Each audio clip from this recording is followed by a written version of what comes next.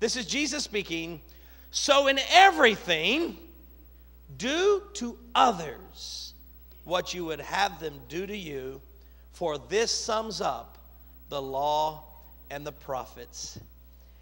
Don't you like it when the Bible is able to, well, in this case, Jesus is able to take the 66 books of the Bible, very complicated, very lengthy, a lot of stories in it, a lot of here, there, and all the stuff going on. And Jesus basically puts it all in a nutshell. Just one simple line, one simple phrase, whereby he says everything in the Bible is summed up in just this one truth. Man, that's easy. All of us can be scholars if we can understand this one truth. And what is it? Do to others as you would have them do to you. That's it. It's not complicated.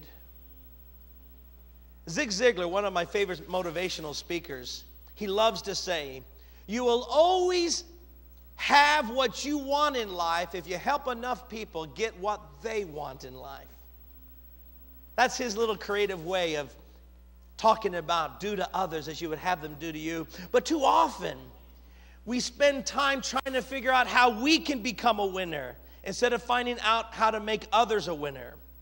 Trouble actor Charlie Sheen, he's been known of having a little line that he's been saying. What is it? Come on, help me out. Winning. Truth is, you're not winning until you help others win in life. And that's what Jesus is telling us. If you'll do to others as you would have them do to you, in the end, you're going to have everything you want in life. See, if you help others win, you sow a seed for your own victory. You want to have victory? Then sow a seed for someone else's victory, and you're going to reap your own victory. I read the story about these mountain climbers. They were climbing this very large, dangerous mountain, and one of the men happens to be a guy named Alec. Well, they get about 2/3 up to the mountain when all of a sudden a blizzard hits them. And all the climbers are doing their best to get through the blizzard. When Alec had noticed one of their team had fallen into the snow, and he wasn't getting up. You could hardly see him breathing. And Alec began to call the guys, we need to help our friend. And they're all screaming back, look, if we stay to help him, we'll die. We just got to go forward. But Alec couldn't allow one of his own mountain climbers die by himself.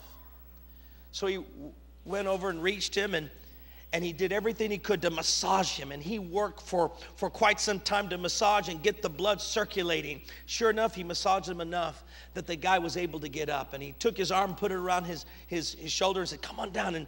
And so they made their way down. Well, Alec is being diagnosed by the doctor. And the doctor said, Alec, you have the onset of frostbite. And I don't know if you realize this, Alec, but you did more than save this man's life. You likely saved your own. And he explained to him, by massaging this guy, you started to circulate your own body and get your own blood circulation moving. And because he got up, you were able to come down. Because if you would have went further up, you would have died of frostbite, I think. You saved your own life in trying to save another. And I feel that's what the golden rule is about. You start saving other people's lives, you'll find your own life saved. You'll start financially blessing other people's life, you're going to save your own finances. You start helping others win, sooner or later you'll become a winner. That's the secret of life. That's the message of the Bible. John F. Kennedy, you all know, his famous line is what? Ask not what your country can do for you, but ask what you can do for your country. This great president understood that in order to become great, we have to make others great. Jesus washed the feet of his disciples when only slaves did that.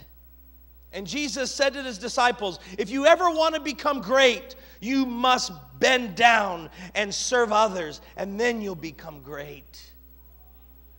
And that's the secret to life, is reaching out to people who need your help and helping them out. It doesn't mean necessarily you have to lay down your life and die for someone. Sometimes it's just doing a little things to help people. You meet someone who needs a little financial assistance. You help them out with a few bucks. It might be picking up the phone and making a 2-minute phone call to a friend who's discouraged and telling them you believe in them. It might be staying late 5 minutes after work to help a fellow coworker get their job done. It doesn't take a lot, but those little things that we do can make a big difference.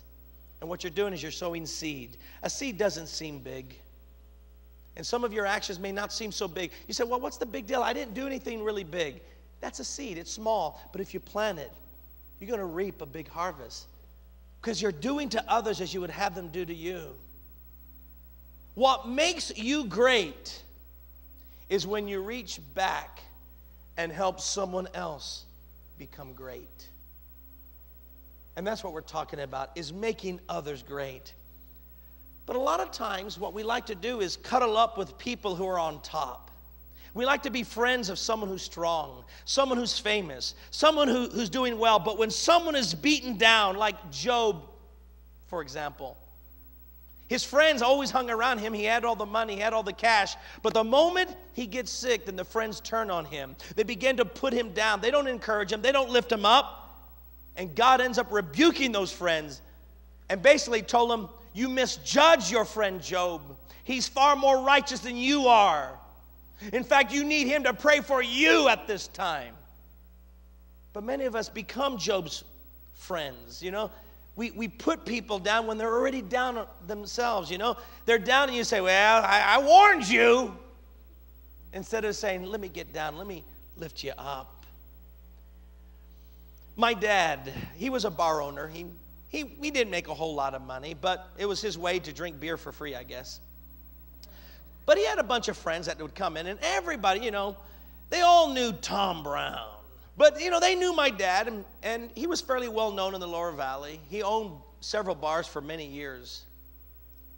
But then when my dad had a stroke and had to shut down the bar, after a few months, my dad looked at me and said, it's amazing, not one person has visited me. Now he's down. No one is there. The only call I got was from a barmaid who wanted money from my dad. Only one person out of all, by the time he died, he actually lived like 12 to 15, many years. He shocked everyone. After the stroke, he lived a long time. And in all of that time, he received one visit from an old friend. And what brought my dad to Christ, one of the instruments, is the people who visited my dad were the members of Word of Life Church. He found out his true friends were people who knew Christ, who understood. Because in the Bible, we're given an example of people who are downtrodden and who are down to their last buck. And that's when God's people rally around those people. And he discovered what real love was. And it was you all that helped bring my father to our Lord Jesus Christ. I bring this up because I think of Jesus. Jesus was strong and tall, powerful, influential. He had large crowds of people coming to his meetings and hearing his every word. He healed the sick, raised the dead, stopped storms. He seemed invincible until one day when it was his time, he laid down his life for us. And at that moment, all 12 of his friends, called apostles, left and abandoned him. He was all alone.